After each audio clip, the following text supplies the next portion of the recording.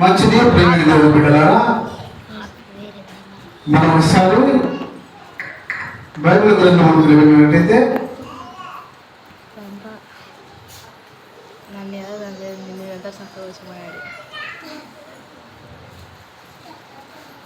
యోహాను సువార్త 4వ అధ్యాయము 12వ వచనం.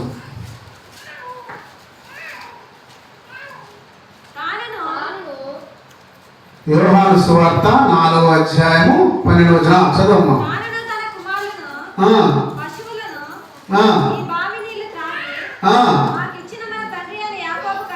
మాకిచ్చిన మన తండ్రి అయిన యాకోబు కంటే నీవు గొప్పవాడివా. దేవునికి స్తోత్రం. హల్లెలూయా. ఇక్కడ సమరసి యేసుక్రీస్తుతో మాట్లాడుతుంది. ఎవరితో మాట్లాడుతుంది? యేసుక్రీస్తు వారితో సమరసి మాట్లాడుతుంది. ప్రేమ దేవుని బిడ్డలారా, మాకును మన తరం వారికి యోసేపు తన కుమారుడికి ఇచ్చిన సొలొమోను త్రవించిన ఈ బాయి అతని కంటే నీవు ఏమంటున్నాడు? గొప్పవాడివా. ఒకసారి యేసుక్రీస్తు వారు అకస్మాత్తుగా ఎక్కడికి వెళ్ళవలసి వచ్చిందంటే సమరయ ప్రాంతానికి వెళ్ళవలసి వచ్చిందంట.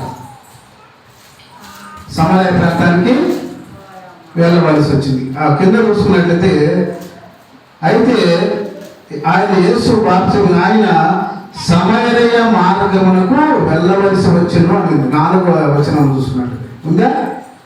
ఆయన సమరయ మార్గమునకు వెళ్ళవలసి వచ్చును. ఎందుకు వెళ్ళాడు అక్కడికి?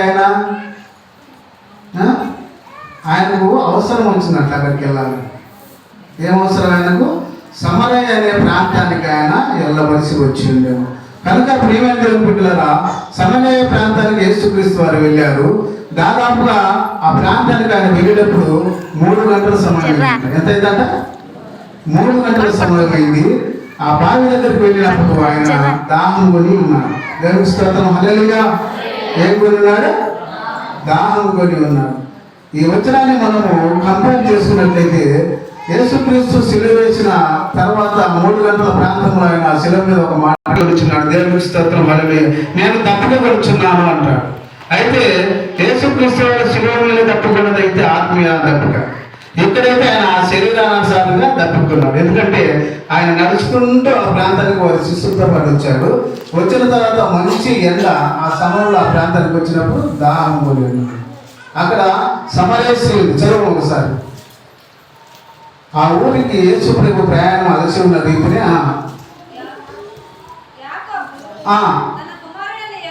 అక్కడ కాదు, పైన వచ్చు కదా 5వ వచనంలో యాకోబు తన కుమారుడైన యేసేపుకు ఇచ్చిన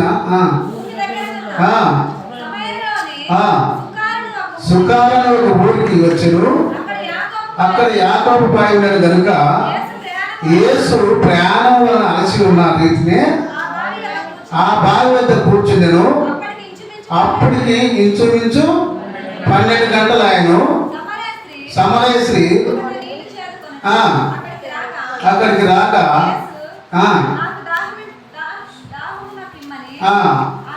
ఆయన అడిగారు. ఊళ్ళోకి వెళ్ళిపోయాడు. చాలమ్మా. అయితే అక్కడికి వచ్చినప్పుడు దాదాపుగా 12 గంటల సమయంలో ఆయన దాహం కొనేటట్టుగా మనం చూస్తున్నాము. దాహానికి ఇవ్వమని ఆ సమరయస్త్రీ అడుగుతున్నాను.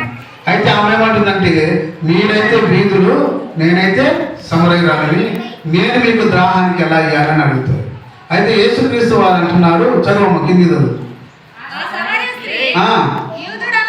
ఈదుడైన నీకు సమరస్త్రీ అయిన నన్ను దాహముకిమ్మని ఎలా కలుగుచున్నావని ఆయనకు చెప్పను. ఏదైనగా యూదులు సమరయులతో సాంగత్యం చేయరు.